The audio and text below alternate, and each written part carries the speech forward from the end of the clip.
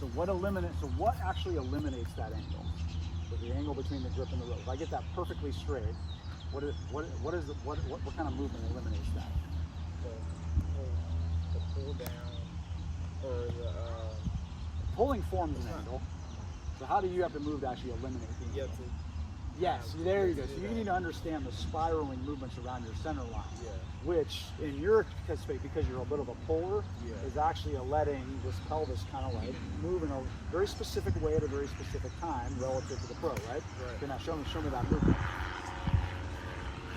Hey, John. What's up, D? There you go, one more time. Now, B, I want you to be very interested in the angle of the foot. Right? So kind of wash it. There you go. So that little falling away without pulling on it, very good. And then then it just freewheels out like that. You see, like,